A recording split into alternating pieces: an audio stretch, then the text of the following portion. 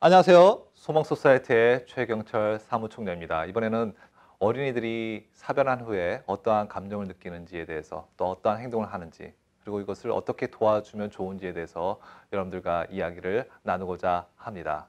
어린이들이 사별하게 되면요, 많은 감정을 느끼게 되고 어떠한 많은 행동을 다르게 하는데요. 첫 번째로 여러분들께 말씀드릴 것은 어린아이들이 죽음을 정확하게 이해를 못하는 경우가 많이 있습니다. 물론 청소년들은 알죠. 그렇지만은 나이가 어린 아이들, 유아들은 죽음이 무엇인지를 잘 모르기 때문에 죽음에 대해서 잘 이해하지 못할 경우가 많이 있습니다. 그리고 두려움이 많아요. 그러니까 어른들은 상실에서 굉장히 많은 슬픔이 있지만은 아이들은 어떠한 두려움이 있냐면은 이제부터 누가 나를 돌보아 줄까 하는 그런 두려움이 있습니다. 그리고 다른 가족들도 나를 떠나지 않을까 하는 두려움이 굉장히 많다고 합니다. 그리고 같은 질문을 계속해요. 엄마 어디 있어? 아빠 어디 있어? 아니면 우리 형 어디 있어? 이렇게 질문을 계속하고 천국에 갔다고? 아니면은 어디에 갔다고? 이렇게 같은 질문을 하거나 아니면은 내일 우리 뭐해? 아니면은 불안하거든요. 내일 우리 뭐해? 아니면은 우리 어떻게 할 거야? 뭐 그런 질문들을 많이 할 수가 있습니다. 그리고 우리와 같이 어른들과 같이 분노, 슬픔, 혼동 그 모든 감정을 다 느끼고요.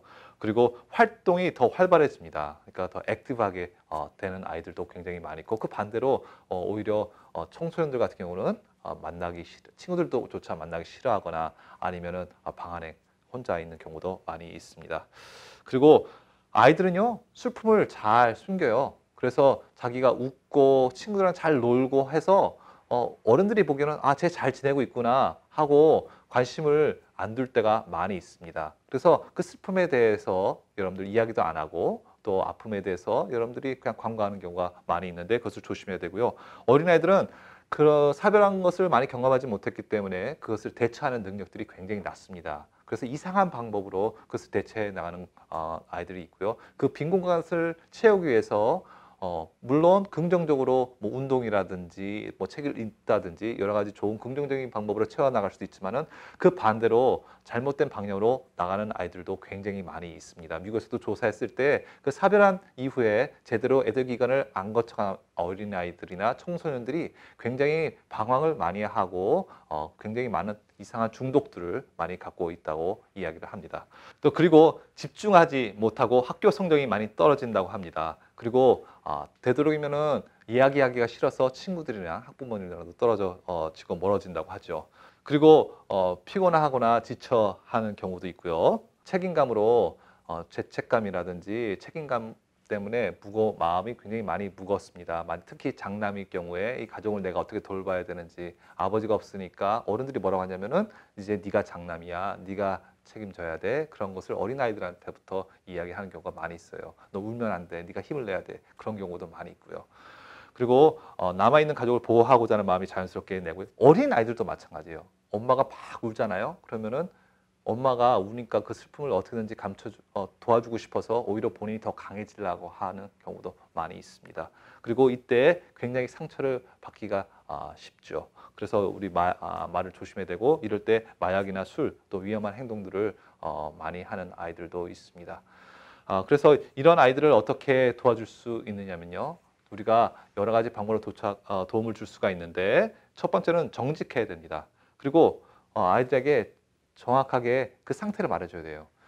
만약에 그 가족 중에 한 명이 굉장히 아프고 불치병에 걸렸을 때 아이들에게 숨기는 경우가 너무 많이 있습니다.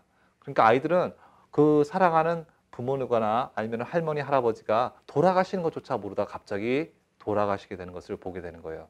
그러니까 여러분들 정직하게, 솔직하게 상태가 어떻게 돼가고 어떤 질병이 있는지 친절하게 가르쳐주고 앞으로 어떻게 될 것이라는 것을 미리 말해 주는 것이 굉장히 중요합니다. 그러니까 여러분 초등학생들도 그런 것을 미리 알고 있었을 때에 더 잘 대처할 수가 있습니다. 그러니까 너무 어리다고 그것에 대해서 솔직하게 얘기하지 않고 또 그냥 죽음을 맞이하도록 하는 것은 옳지가 않고 건강한 방법이 아닙니다.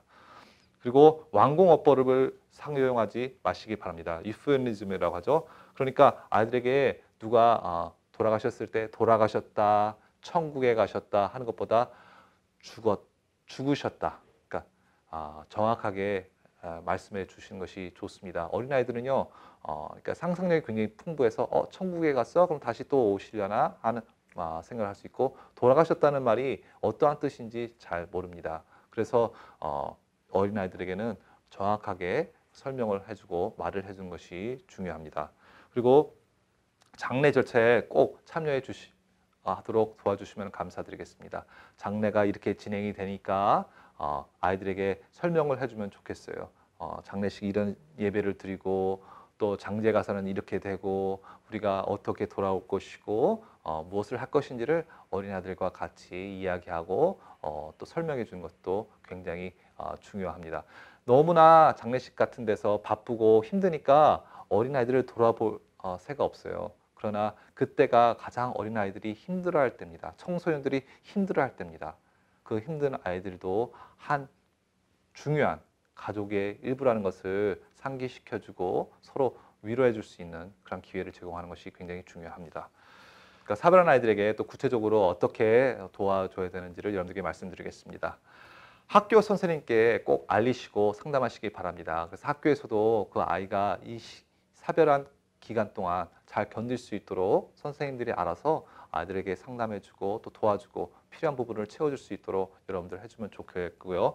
그리고 돌아가신 분에 대한 대화, 추억하는 것을 굉장히 중요합니다. 어떤 분들은요, 사별한 후에 그 돌아가신 분의 옷이라든지 사진이라든지 다 치우시는 분들이 계세요. 왜냐하면 그것을 보면은 그분이 생각이 나고 마음이 굉장히 많이 아프기 때문입니다. 그런데 여러분, 그것을 다 치운다고 우리가 뇌에 있는 기억들이 다 없어질까요? 그렇지 않아요. 아이들도 그 물건이나 사진을 보면 아플까봐 지레 어른들이 그것을 다 치우는 경우가 있어요. 근데 어린아이들은 때로는 그 아버지의 채취라든지 어머니의 냄새라도 맡고 싶어 하는 경우도 많이 있거든요.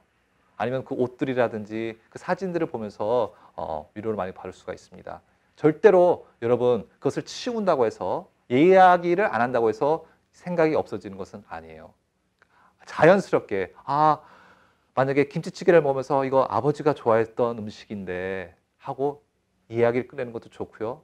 자연스럽게 아이들이 그 돌아가신 분에 대해서 할아버지에 대해서 할머니에 대해서 자연스럽게 이야기를 꺼낼 수 있도록 눈물을 흘리더라도 그 추억을 나누는 것도 굉장히 내 마음에 있는 아픔을 치료하는 데 굉장히 큰 도움이 됩니다.